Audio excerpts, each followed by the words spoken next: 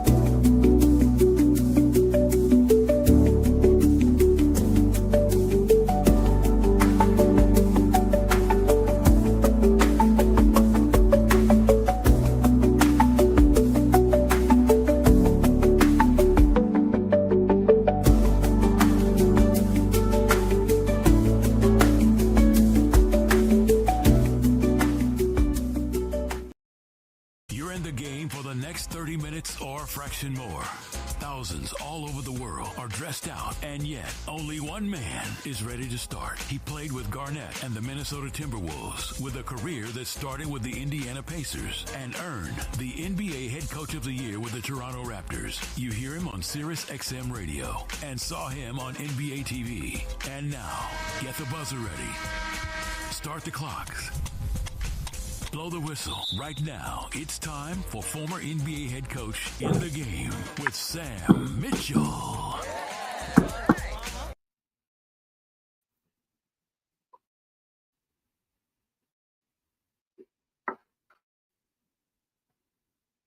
Welcome to End the Game. I'm your host, Sam Mitchell. Guys, I apologize last on my producer at Sirius XM Radio that wanted me to fly in and do Game 6.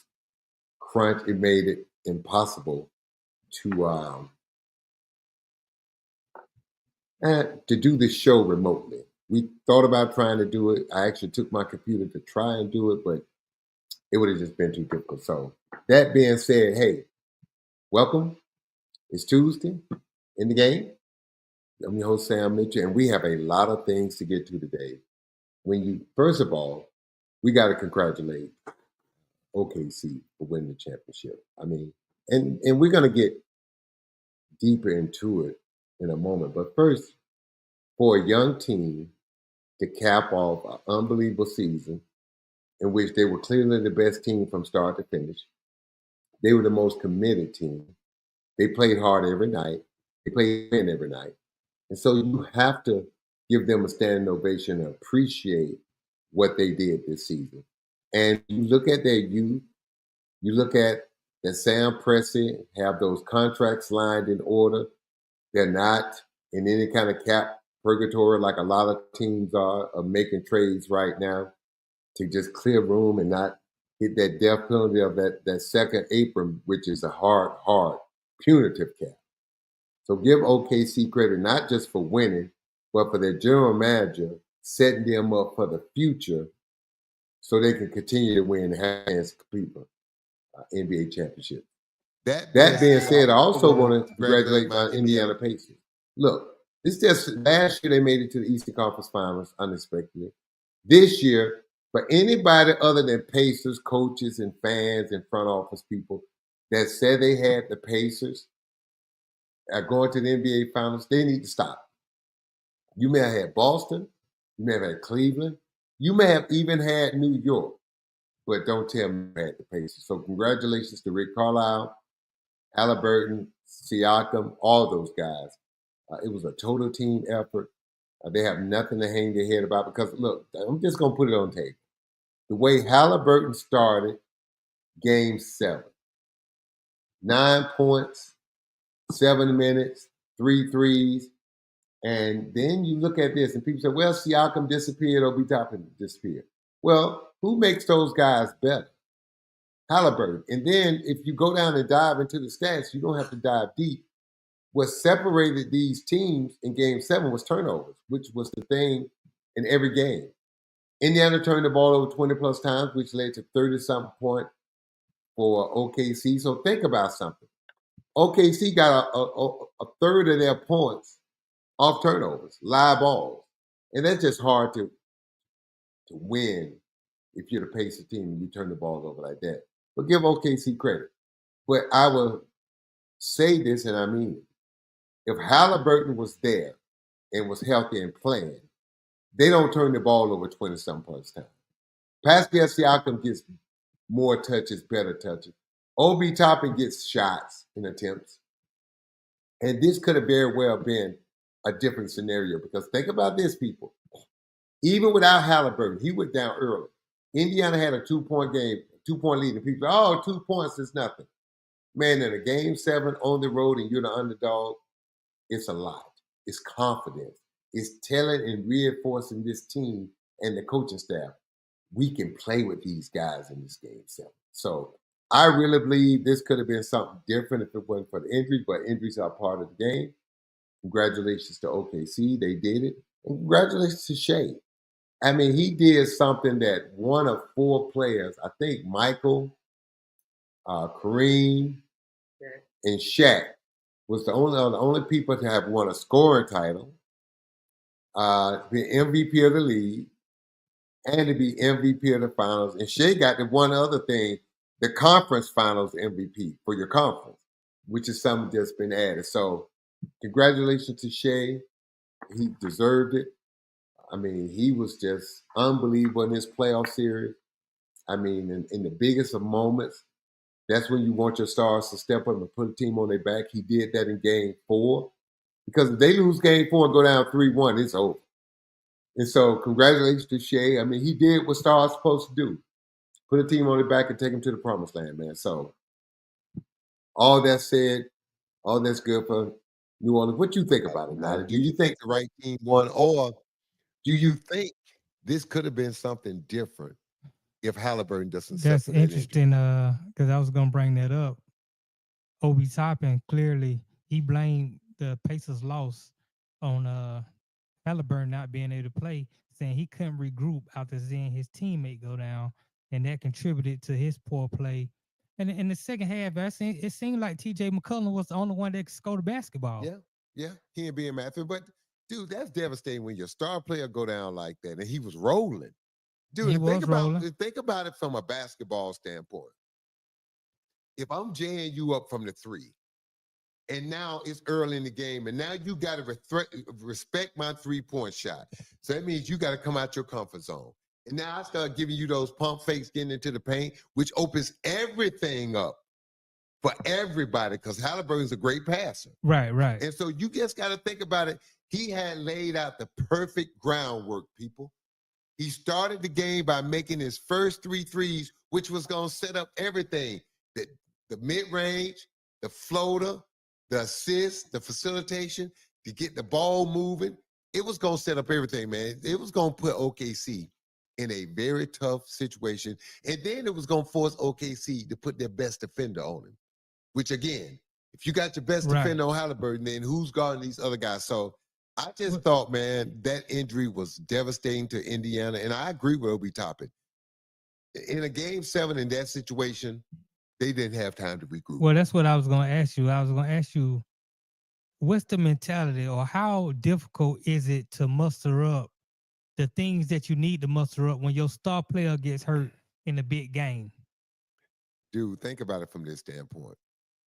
What would Chicago have done if Michael Jordan would have started the game when he was sick, and then he would have took himself out and couldn't continue? It would have been tough, man. That's your dude. That's the guy that you run your offense to. That's the guy that gets you going. As good as T.J. McConnell was, he plays in spurts. He doesn't have he got to play with so much intensity and energy that he drains after about 22 minutes. And that's why everybody kept saying, well, play McCollum more. Rick Carlisle knows his players, and T.J. McCollum has to play to the point of exhaustion, and then you got to get him out. So he's only about 22 minutes a night. You can stretch him out maybe to 25, but anything after that, you're hurting TJ, and then you're hurting the team. So I agree with Rick Carlisle, the way he uses him. Look, man, there was no formula that they could have instituted in that situation to give them a chance to win that game after Halliburton went down like that. They did come back and cut the lead to 10 late in the game, but they couldn't win. What does this do for, because you mentioned SGA scoring title, MVP, capped it off with a championship ring and the finals MVP.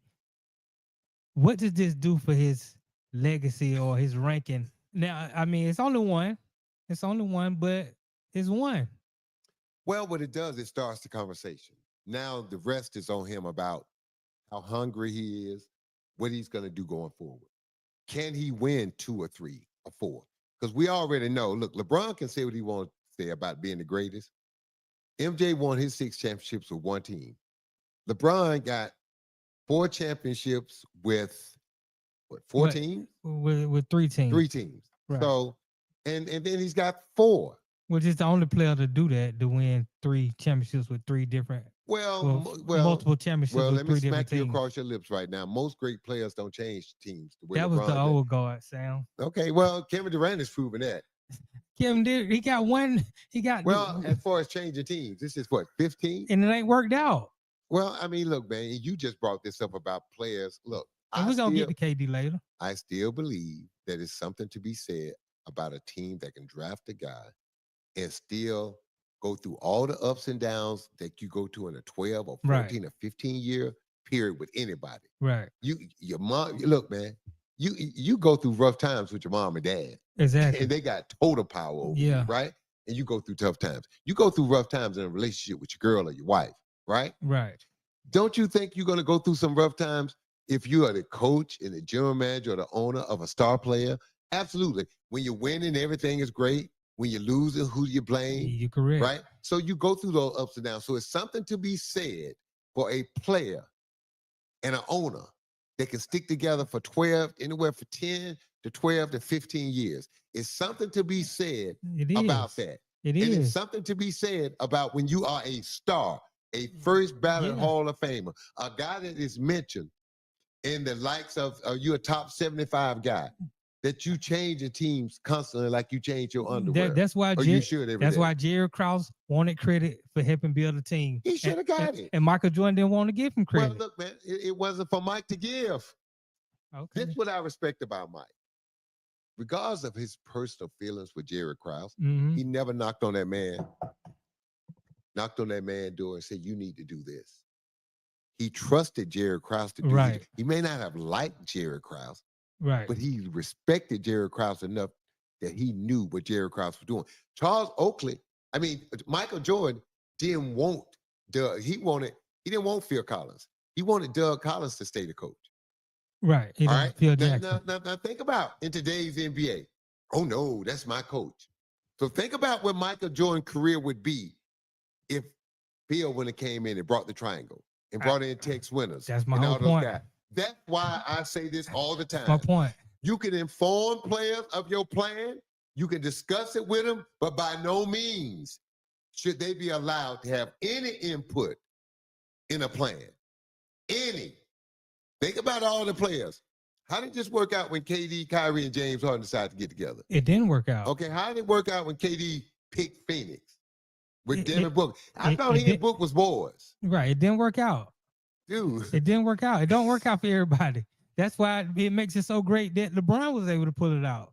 Because how did it work out for LeBron? He's thinking about going to his, 15? LeBron went to Miami and won the chip. He went back to Cleveland and got it. He went to LA and got it. Okay. It's unprecedented. That's why he's the only player in the history of the game to pull it off. I think there's a lot to be said for that. Okay. Because at the end of the day, like you saying, this is a team. So you really, do you really want to go down this road? This is what I'm saying, Sam. Just listen to me. Do you really?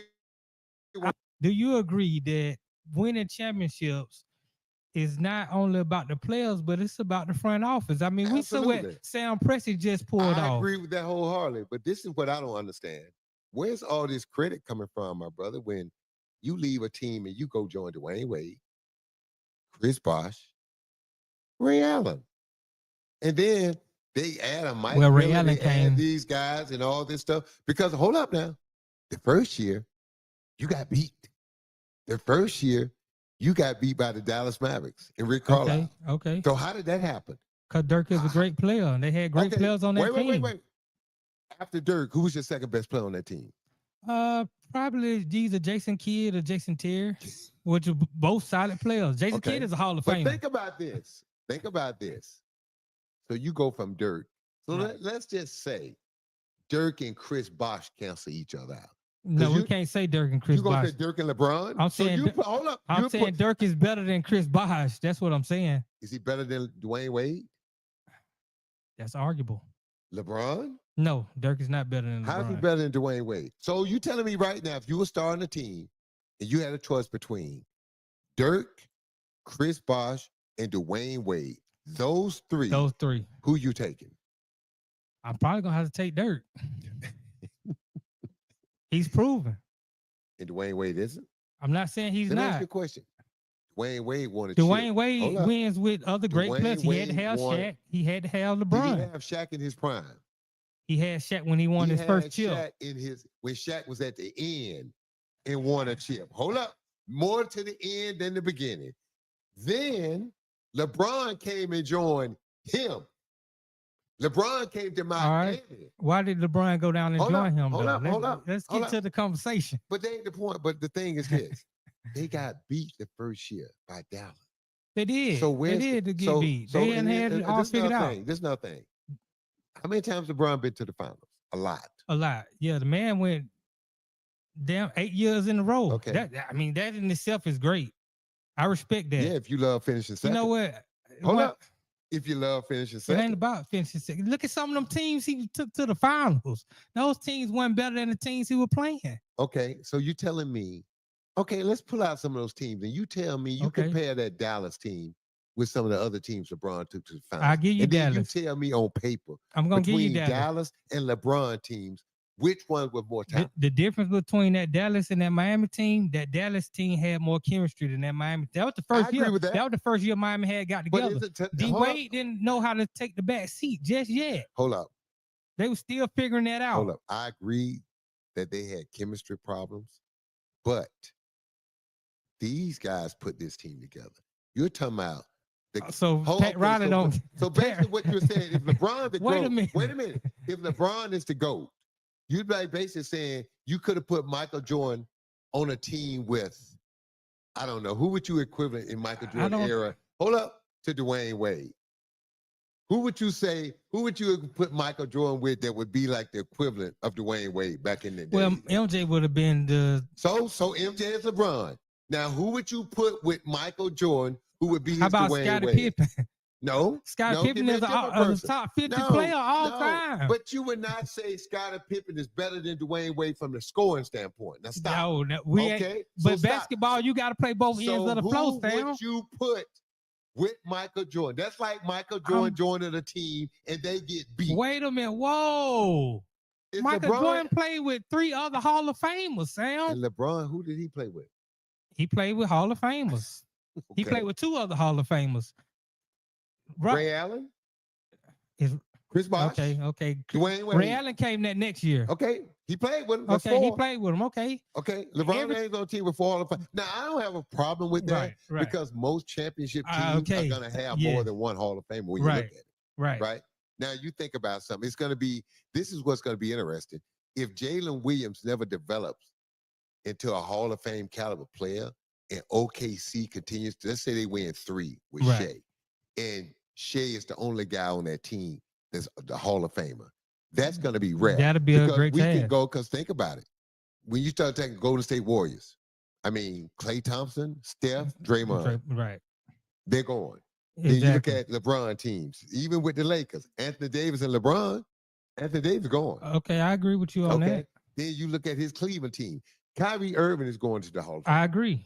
I don't I agree. care what nobody say. So again, if Jalen Williams or Chet Holmgren don't develop into Hall of Famers, and Shea wins 2, 3, 4, that's going to be rare because that means It he will would have be. started doing some things that even the other great Hall of Fame players, I Michael agree. Jordan and others, didn't do. I only So he has a chance. If I was talking to Shea, he has an outside chance. And again, we hope Jalen Williams, if that's his goal and dream to be a Hall of Famer and be the best he can be, we want that man they to young reach his goal. players, third year in the But league. what I'm saying is we don't want I don't want him thinking to prove a point that we were hating on him about being the greatest he could be one day. Yeah, I mean, since I've been watching basketball, I only can recall one team winning where they had one Hall of Lakers, Famer. look at all Hall of Famers. The Celtics. The Houston Rockets in 1994, That's it. where You're Akeem right. Olajuwon won, That's right. and Otis Thorpe and Kenny Smith and Good Vern, players. now good Hall of players. Famers. But and Great Akeem got it call. done. Yeah. That's the only time And I that can tells you recall. how hard. So think about this. For all these teams out here putting all this pressure on these coaches to win and win now. Right. Think about what you just said. So let's look at the Knicks. How many Hall of Famers do they have on this current team right now? I can't give them none as of right now. I would say the guy that's the closest right now is Karl Anthony Towns for this reason. He's been twice All NBA. Right. When you start getting up there being All NBA and you start being an All NBA player multiple times. So let's just say he makes first, second, or third team at least 2 or 3 more times. That'll give him 4 or 5 All NBA selections. That's rare. That's hard to do. Right. Especially in today's NBA. And then you start looking at all the All-Star appearances. So let's say if he 4 or 5 time All NBA and then he 8, 9, 10 time All-Star, regardless of what his teams do, he going to Hall of Fame. Yeah, I agree. If he can Now, continue, he has work to Brunson do. Got still some work to do. Yeah, they all got work to do. Yeah, Karl got work to do, but Karl is on the track to be there. Right. So now you look at Cleveland. Is Donovan Mitchell on the track to be a Hall of Famer? I think so. Yeah, I think with so. the numbers and stuff. Right. But again, can he win it if Evan Mobley and those guys don't develop? It's a team game. That's my But- whole but point. hold up though. Listen to what you just said. except for 1994 with the Houston Rockets and Akeem. Every other team, just off the top of your head thinking, it had multiple Hall of Famers when I they won agree. championships. I agree. That's why I hold Akeem up so high. I mean, what he pulled off was magnificent. But what I was saying about LeBron and going to join Miami, at that time in Cleveland, the landscape of the league had changed because Kevin McHale went out and he assembled. He put Paul Pierce with Ray Allen with KG. Yeah. They were building teams. Kevin McHale, Danny Ainge did that. Who did that? Was Danny? That was Kevin McHale. I mean, Kevin McHale was in Minnesota, but him and Danny. So at that time, KG was saying he didn't want to leave Minnesota. What you're saying is Kevin McHale did Boston a solid. He did Boston a solid. You know he did Boston a solid. Hey man, look, Mac is my dude, man. I don't know what you're talking about, Nadi. I take the fifth. He did KG a solid at the same time. He knew that Minnesota wasn't gonna win a championship, right? And he wanted KG to get a championship. So he wanted to give it. He wanted to reward a great player who laid it on the line and trade him to a place that was gonna give him the best chance to compete for a championship. Now, did he get the best deal back for the Timberwolves? Probably not, because you can make the case that for KG, you could have kind of got what. Think about what Minnesota gave up to get Rudy Gobert. Right. So you could have got multiple first. So you agree with me? He did. He did. Then ain't the favor. I don't know what you're talking about, man. Matt, I love you, my dude. I don't know what this dude talking about. All these conspiracy. See, my whole point to say that is LeBron was young at the time, but the league saw him coming, and they started building teams to beat LeBron, and he had no other choice. Cleveland wasn't the front office. They weren't getting the job done as far as assembling players around him. Process. This is what drives me crazy. Okay. This is what you hear. If you got LeBron James on your team, you got to do everything in your power to put a team together to try to win a championship. That's what everybody say, right? You agree with that? That's in the great player. Okay, so let me ask you this. Even when that great player is beyond winning a championship. What do you mean? You think LeBron James could be the main piece of a championship team right now? Where do you have to put him? Because he can't carry the water by himself no more. So what team? Give me a team right now. You got to put him on to win championship. Because it ain't the Lakers. We saw that. I mean, I think if the Lakers get the right pieces, especially a big, I think they're contenders. Bruh, really? Yeah, with Luka and LeBron, Have you just seen what Houston just did? I saw what Houston just did. Okay, now this is another thing that you're not talking about. And let's get into that. We're gonna take a break, but I got to get this point across because I want listeners to hear this. You do realize Luka and LeBron are responsible for 40% of the defense. I understand that. Okay, and you're comfortable with that. They don't have a big. I'm not talking about a big. They still gonna have to guard two guys. They still got to guard two guys, right? And I'm gonna tell you something that's gonna blow your mind during the break. Okay. All right. Look, we're gonna finish this discussion. I hate that we kind of got off in the weeds. OKC, congratulations again for winning the NBA championship. Much deserved, Shea. MVP, much deserved. But look, we're going to finish this discussion when we get back one more time with more In the Game with Sam Mitchell. And we're back on the In the Game Network with Coach Sam Mitchell. Lead in right now. All right. In the Game with former NBA coach Sam Mitchell is taking a break.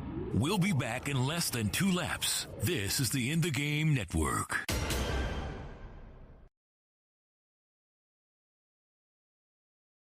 Sports fans of Real Talk and Hoops Insight, stay in the game with NBA legend Sam Mitchell. Now you can show your love for the In the Game podcast with exclusive merch from the In the Game online store. Coffee cups, caps, grab bold t-shirts, cozy hoodies, sleek thermal drinking cups, and more. It's all with that signature Sam Mitchell swagger. Visit InTheGameStore.com today and get in the game with Sam Mitchell, because it's more than a show. It's a lifestyle on the In the Game Network.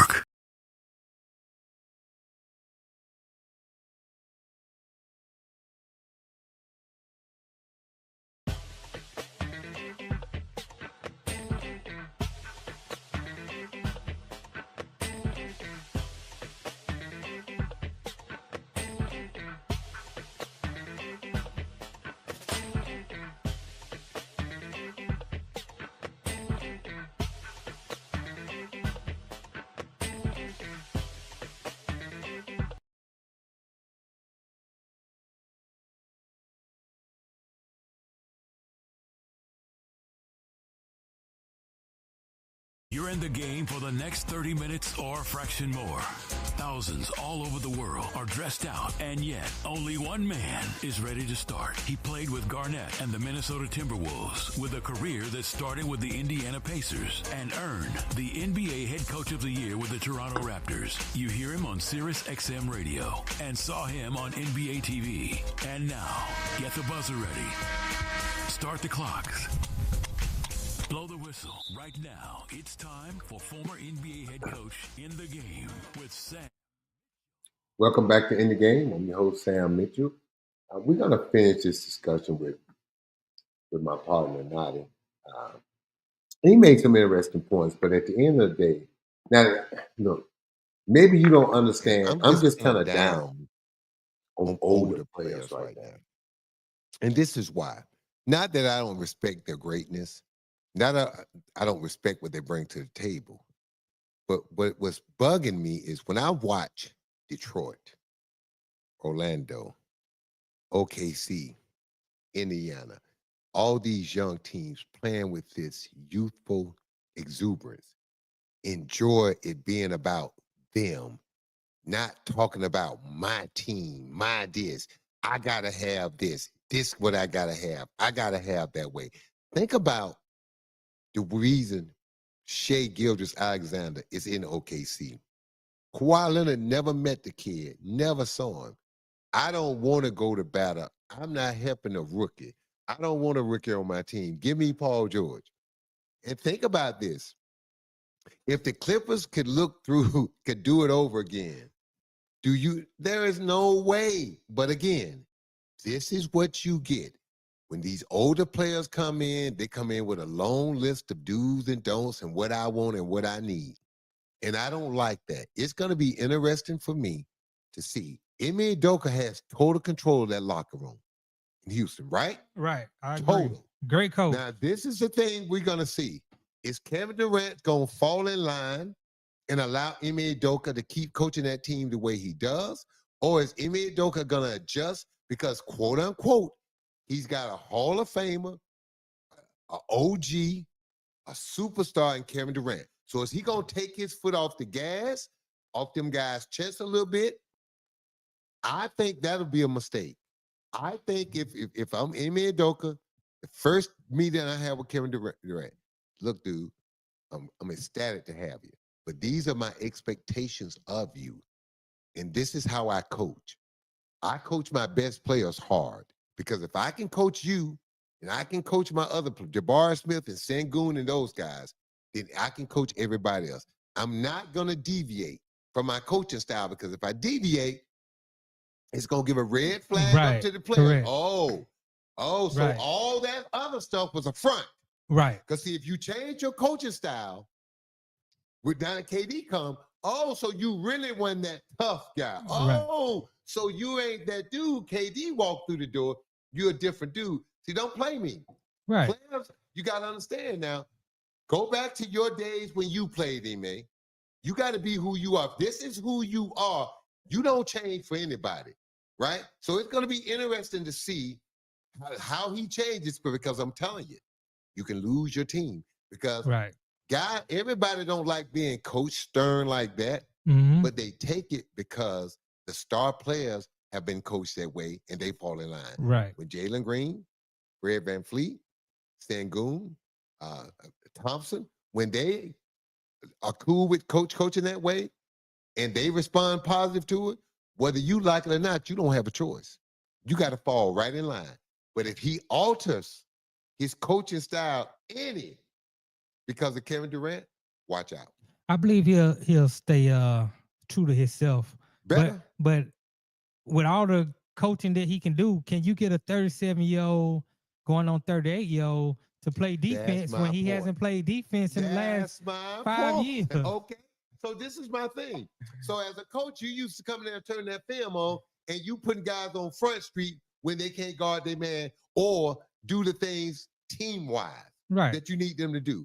So now what happens if he has that slippage? What do?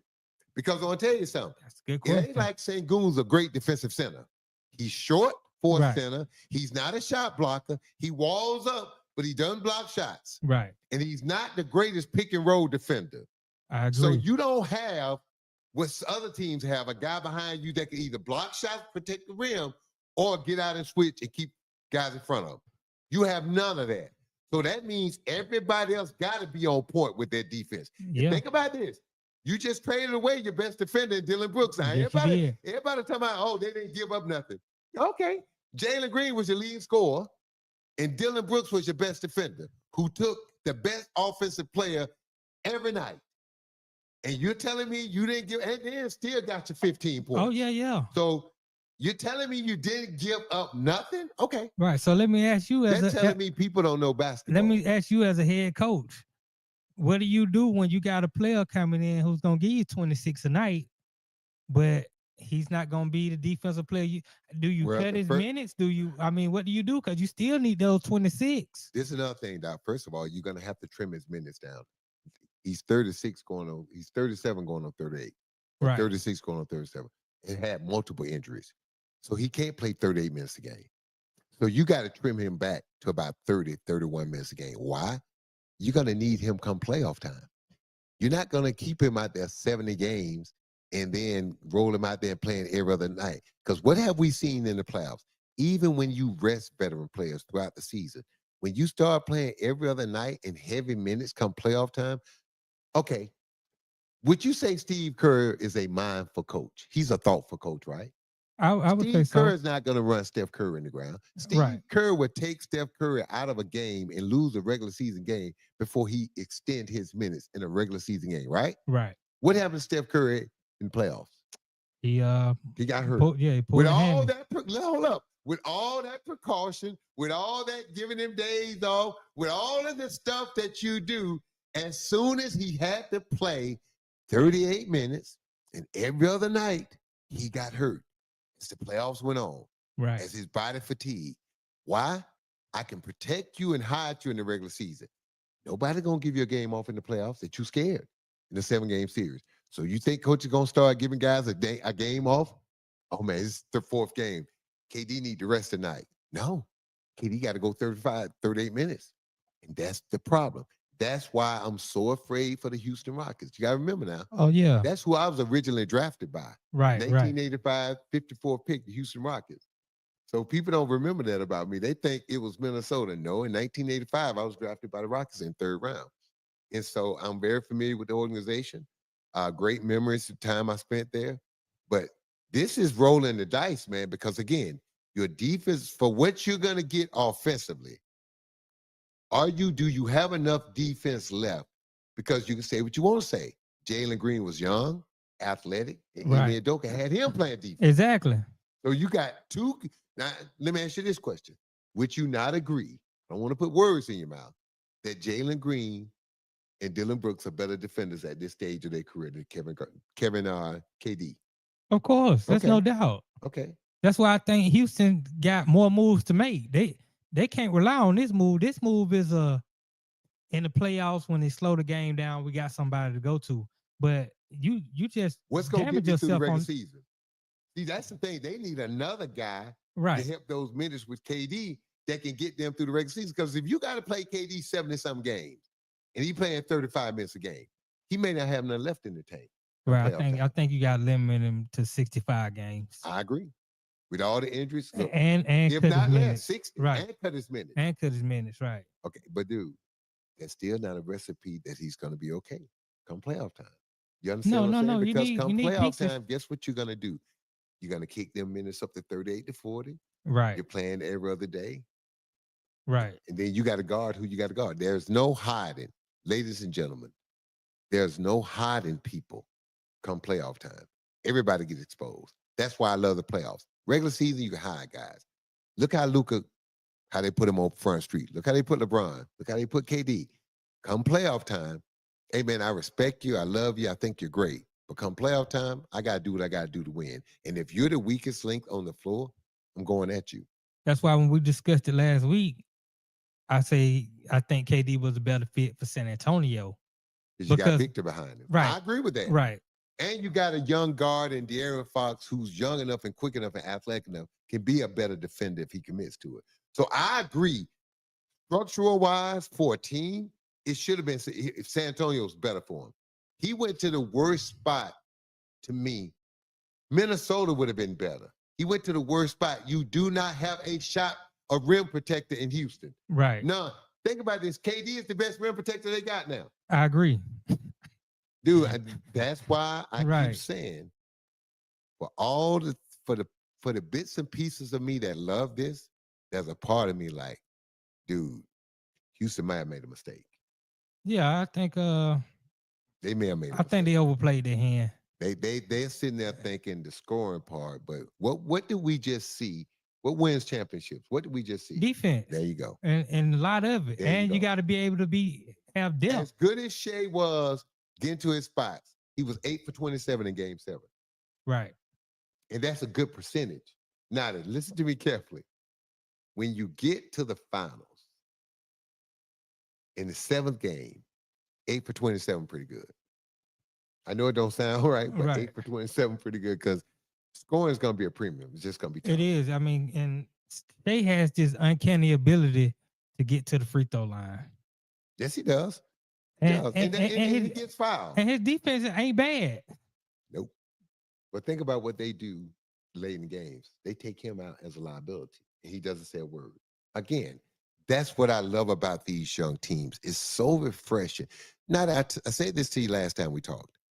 I played on teams where the coach could not take a star player out at the end of the game because, quote unquote, back in the day, the star player had to be on the floor in all circumstances when the game was won, Right. or it didn't look right, or he didn't feel right.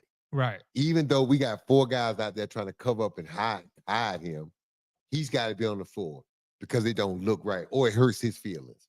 What I love about these young teams today, they don't operate like that.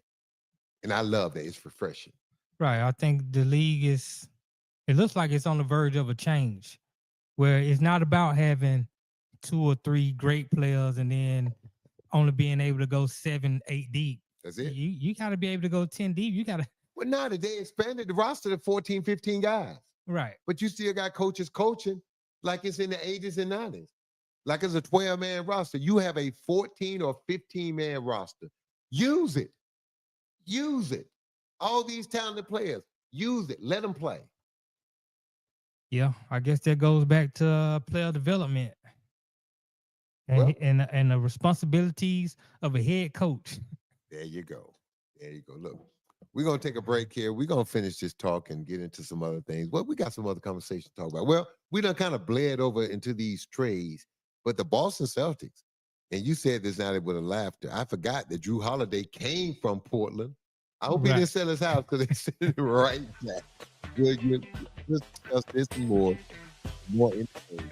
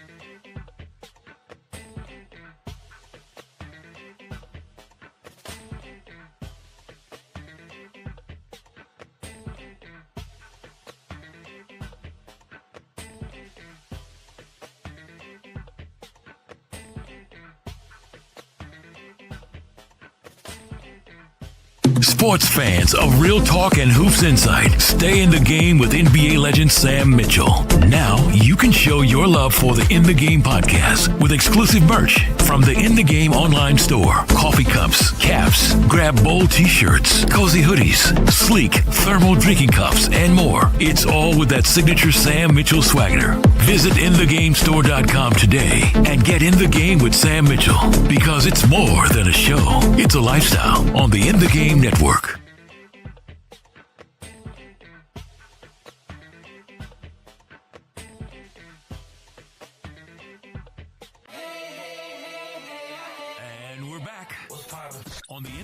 Network with Coach Sam Mitchell. Lead in right now to hear what the coach has drawn up on the chalkboard.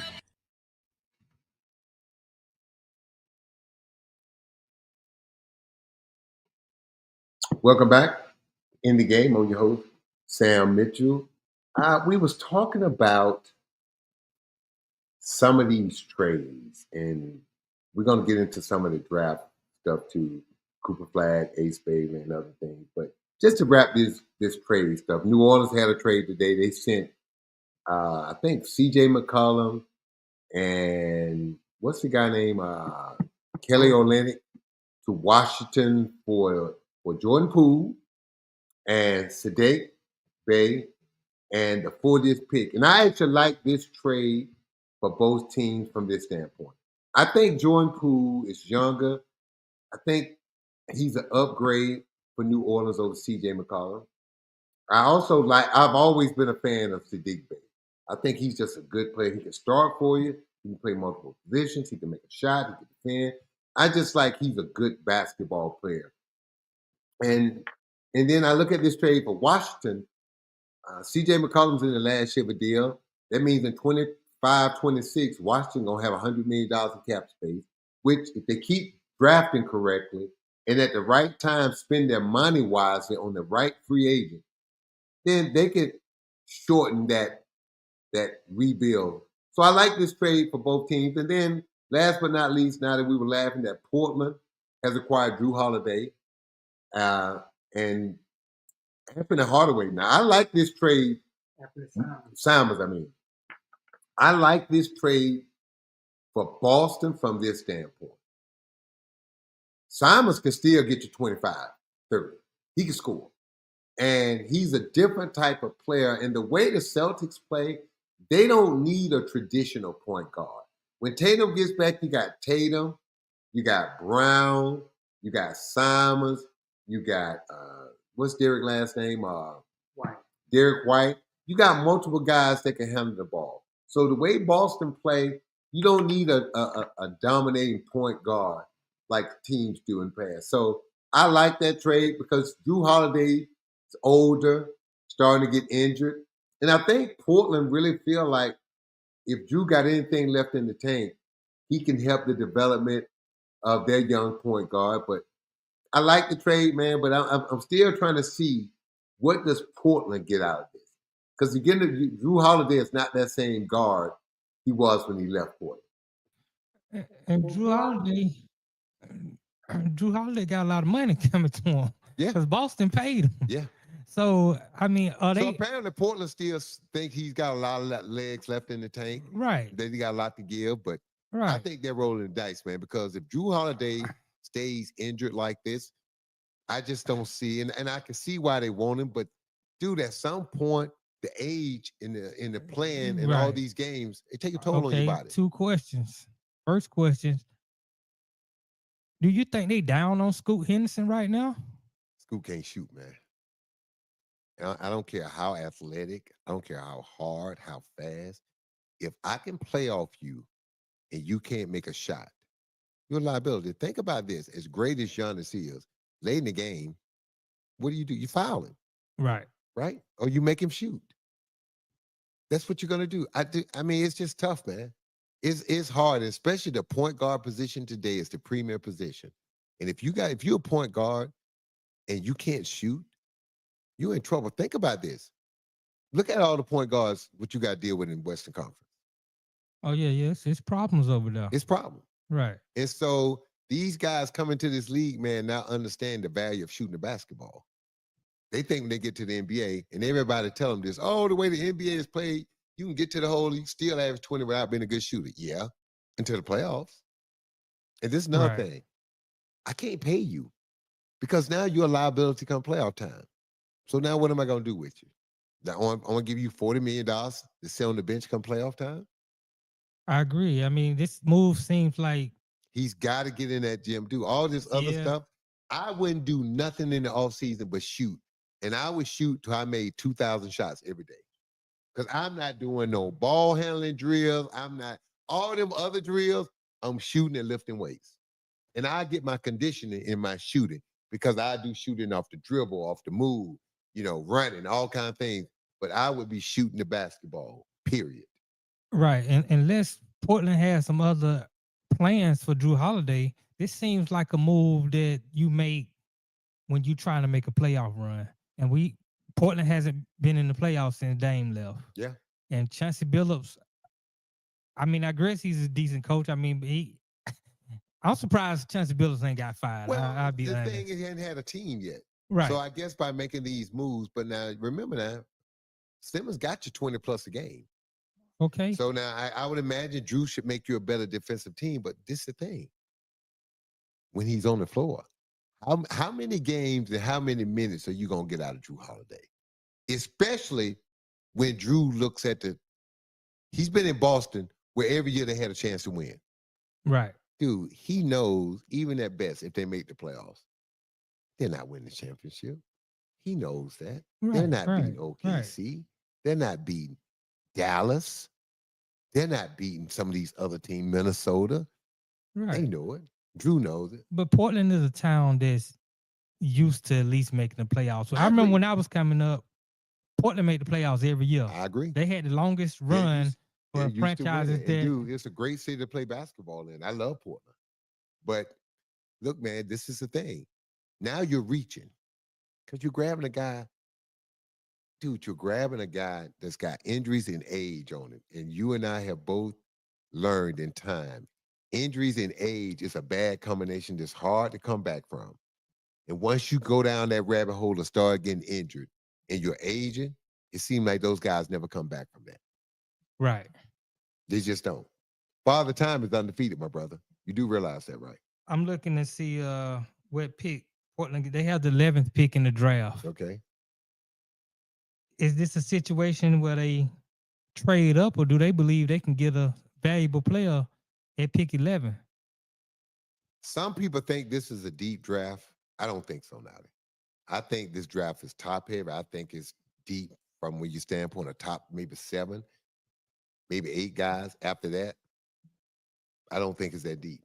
And so to me, I don't think this is the deal. I mean, you look at the top 3 guys, Dylan Harper, Ace Bailey. I mean, and obviously Cooper Flagg. He's going number 1. I know you and I was talking about some off air. Ace Bailey. Right. He wanted to ask me what I thought about Ace Bailey. It looked like he pulling the Shador. What do you mean? You know, he don't want to work out for no teams. He don't want to work out for Philly. He wants to, according to his agent. Philly has third pick. They got now, the third right? pick. Okay. According to his agent, he wants to come in. He want to be the man right away. He want to average 30 points tonight. So what that tell you? So that tells you Ace Bailey don't mind dropping in the draft, right?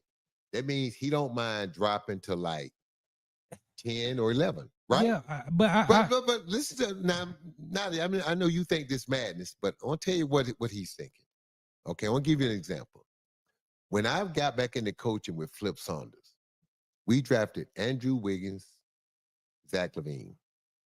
And then the next year, we got Karl-Anthony Towns, right? Right. The first year with Andrew Wiggins, we won 16 games. Second year, we won 29 games. That first year, Andrew Wiggins played all 82 games. He played 40 minutes a night. Whether he was sleepwalking, whether he was tired, whether he was beat up, he got to play. And guess what? He got 20 plus shots every night. And at the end of games, if it was a tight game, Flip called timeout and drew up plays for him. So Andrew Wiggins got to do what? Develop. Right. In real time. So did Zach LaVine. I changed Zach LaVine to the point guard position to give him more minutes. Karl-Anthony Towns came in. This is the meeting I had. I met with Gorgie Jane. I met with other guys. I said, look, when I took over, Zach LaVine, Andrew Wiggins, and Karl-Anthony Towns, we're going to run the offense through them. I need 2 other guys that want to start, but going to be role players. I'm looking for volunteers. We ran the offense through them. But now think about this. James Wiseman, Golden State Warriors, championship caliber team. Right.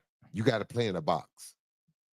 Can't play you. You're a rookie. Because I can't afford those rookie mistakes. Right. So what Ace Bailey is basically saying, let me go to a bad team where I can get to shoot 25 shots a game, where I can learn the NBA game and develop. Right. If Ace Bailey goes to the Philadelphia 76ers, he probably ain't going to start.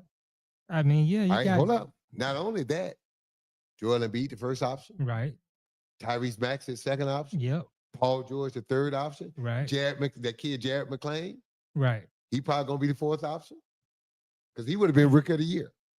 All right. So my point is this. There's a whole lot of people that ball got to go in their hands before it come to you. And what Ace Bailey is saying is, I'm not going to be Rookie of the Year. My game is not going to develop to where now I have a chance, because you know this. We label stardom based on what? Scoring. Yeah. Right? We to a label degree. potential based on what? Right. Scoring. Right. So I'm not particularly, I don't think what Ace Bailey doing is crazy, because what Ace Bailey understands, if he goes to Philadelphia, if he goes to Philadelphia, he would not get a max contract. Right. There's no way. You know why? He won't get the minutes. He won't get the touches. He could be good, but you will never know how good he is, because you got Joel Embiid, Tyrese Maxey, and Paul George. Okay. So you would never know. So I what agree. Ace Bailey is saying is, yeah, this will work out good for Philly, but it ain't doing nothing for me. Well, I'm looking at the draft order. You got Utah at number 5, Washington at number 6. I think both of those are bad teams. And he'd go there Right. because he gonna start and he gonna get shots. Okay. But if he goes to Philly, he's right. not gonna touch the ball. But if you the general manager in Philly, I can't pass up on this talent, or do you trade down to 5 you or better 6? trade down, because now if you take me and I'm pissed off and you can't give me what I want, which you can't because you got Joel Embiid and others, it ain't gonna work quite well. And then what you mad at me for calling me unprofessional? I just told you by how I'm acting, I don't want to come there. I won't answer your call. I won't return your call. I won't come to a workout. Right. I won't come to an interview. I won't Right. talk to you. So I'm telling you, don't draft me. And I'm telling you, I want shots. I want touches. I want to be the man. Right. If you can't promise me that, now if you trade Joel Embiid, Paul George, I go pair with Maxey. Right. But you're not gonna do that. So Right. I'm telling you. So why you gonna get mad at me if I come there and you draft me and I have a funky attitude? What you mad at me for? Then you gonna call me unprofessional. I told you. Right. I think the difference between Ace Bailey, and I wanted to put this out there for the people, the difference between Ace Bailey and Shedeur, Ace Bailey has undeniable talent.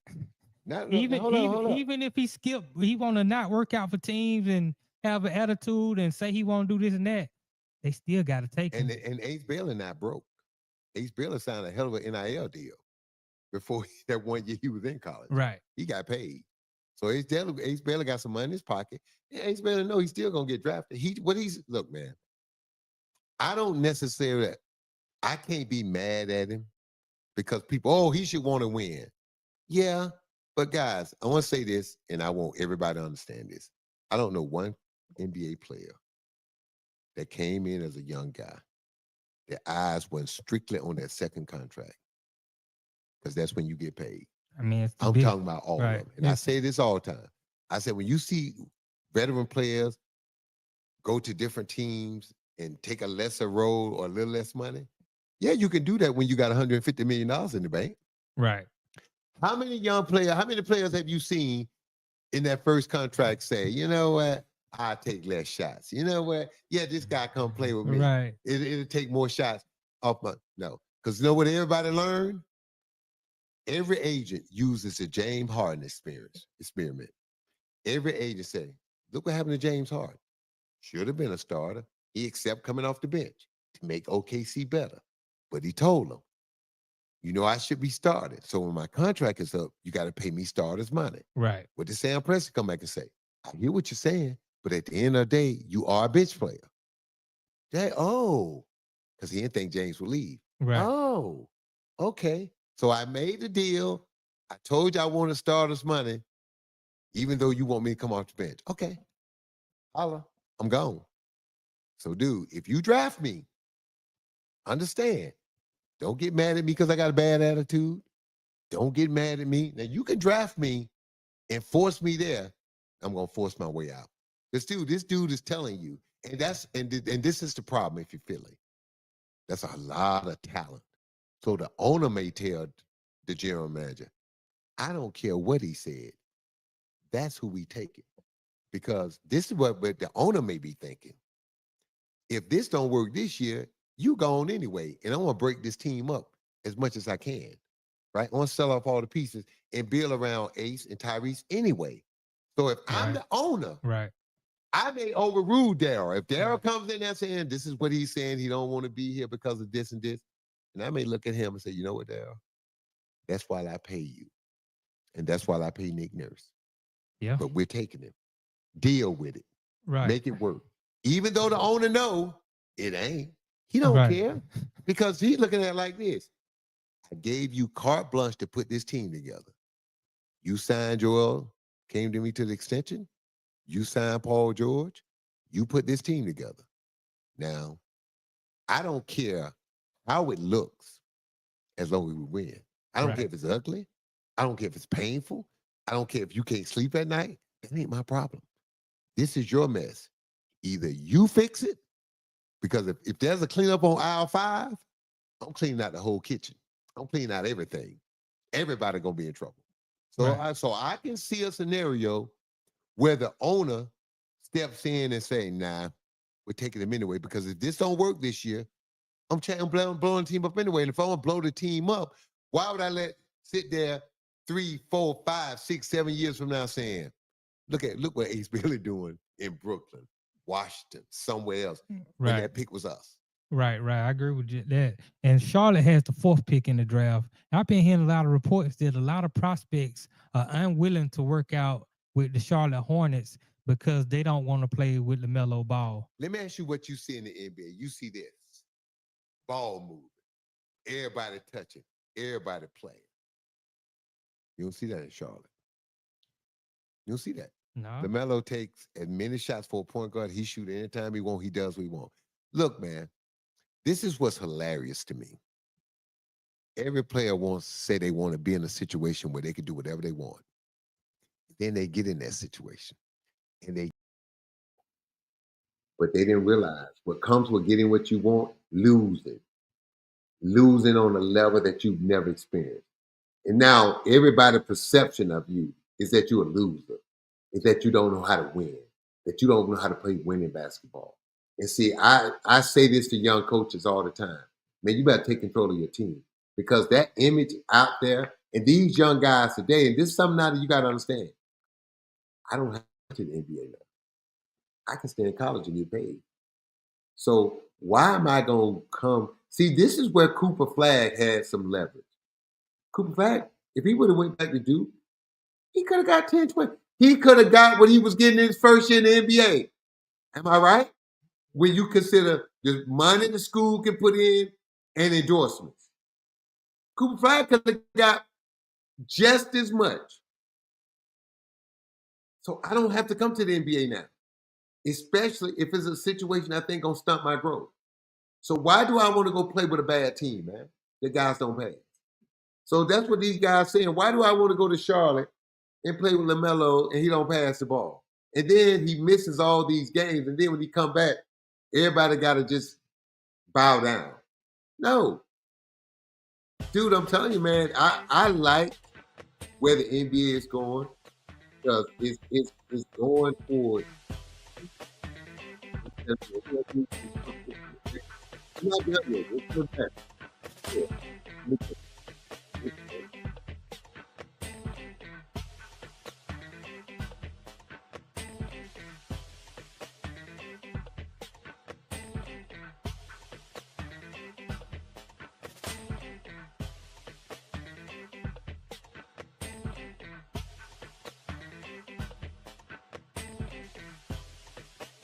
Sports fans of Real Talk and Hoops Insight, stay in the game with NBA legend Sam Mitchell. Now you can show your love for the In the Game podcast with exclusive merch, From the In the Game online store, coffee cups, caps, grab bold t-shirts, cozy hoodies, sleek thermal drinking cups, and more. It's all with that signature Sam Mitchell swagger. Visit InTheGameStore.com today and get in the game with Sam Mitchell, because it's more than a show. It's a lifestyle on the In the Game Network.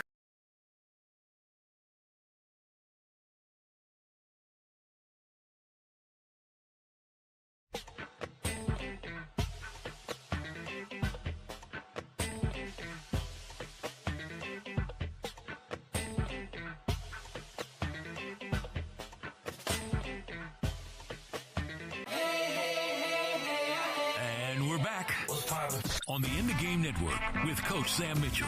Lead in. Welcome back to In the Game. I'm your host, Sam Mitchell. Look, we can be getting ready to hit the overtime button right now.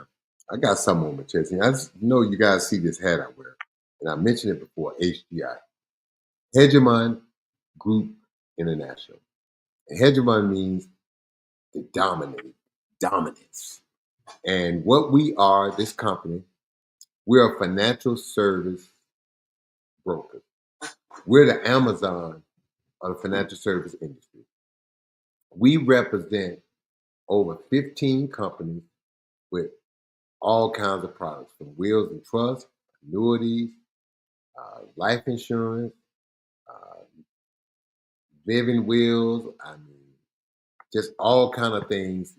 And the beauty of what we do, and the reason it makes our company exceptional, is that we can put together a plan using one of 15 companies' products to suit your needs. For instance, now, if I just work for one company, I'm not going to call no names, because I'm not trying to put people out. If we don't have everything that you need, we got to piece together the best we can, right? But with HGI, we can grab something from this company. We can grab something from that company. We can get from this company. We can take from all of these companies and put together a plan that's going to fit you and your family properly. And that's something, if you associate with one company, you just can't do. We are a wholesale distribution company, and our product is financial services. And so one thing out there, whatever you do out there, check your policy and make sure that your policy has this thing called living benefit. It's a game changer. If you don't have this, you're in trouble, because unfortunately, there's a study, 70% of us is going to get sick to where we need hospitalization. And getting sick, getting divorced, and having children, those are the three things that drain your bank account, that can put you in the poorhouse. Those three things. And so we got things within our purview that can protect your family and your assets from that. Living benefits are game changers. Now, the living benefits is something to where if you have this in your insurance policy and you get sick, cancer or something like that, can't work, you can access that money tax-free. And you do what you need to do. Live, pay bills, have surgeries, extend your life. And that's something that was never offered before. You know, normally you pass away and your family got the benefits. Not anymore. It's called living benefits. Please check and make sure you have it. So get your financial house in order, people. We talk about sports all the time, so I'm going to use that as an analogy. You know, the NBA have rules that once you get past that second apron, it's a hard cap, because it's so punitive what they do to you. It just costs you too much money, right? It's just business malpractice. It is family malpractice if you don't have something in place for your retirement, for your family, in case the ultimate thing happens to you.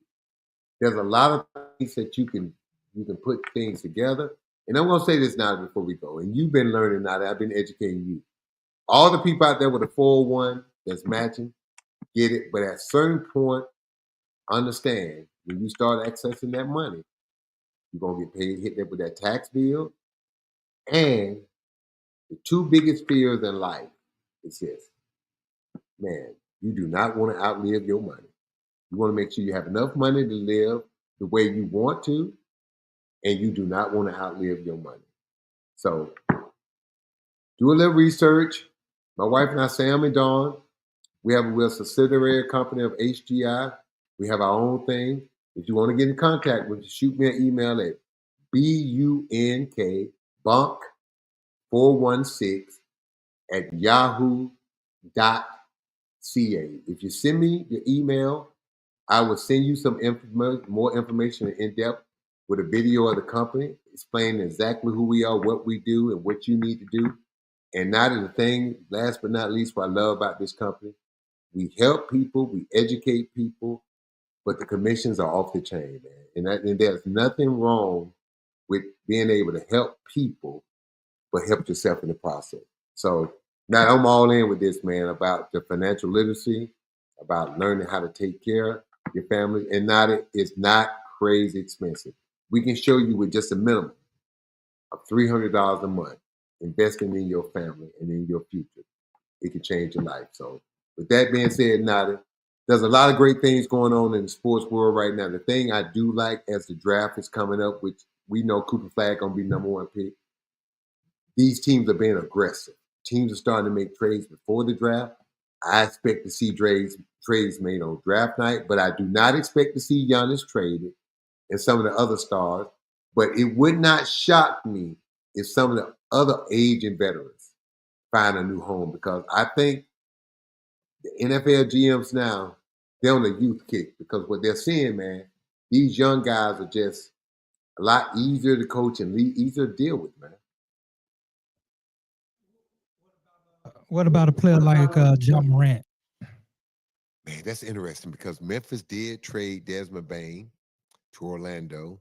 So the question is, are they in a retool? Do they want to rebuild? I think not. I think right now they're going to wait and see what they have. But look, man, the NBA is kind of shifting a little bit. You know, these guys that stand in trouble, that are difficult to coach, it's going to be hard for them, man. So you got an opportunity to get your house in order. My advice would be to do it. And before we get out of here, I got the chat being live, man. You know, the chat, you know, people showing up. We got a DJ Chuck as Sam. Do you think Houston Rockets need to find a backup guard for Fred VanVleet? Yes, absolutely. Very much so, because Fred is older, a lot of mileage. Freddie played well in the playoffs, though. He still got something, but you got to have another company guard, because if he goes down, now I know Thompson could play some point a little bit. He's been pretty good playing the point. But I would go get me another point. And don't forget the kid Shepherd. One of the reasons they made this trade, they want to free up some minutes for him. So they got some options at that point guard position. But again, these are options that are untried and untested. Look, if you like the show, like and subscribe. In the Game with Sam Mitchell. Also, In the Game Network. Now, what's the name of our other show that's on right now with our comedian friend?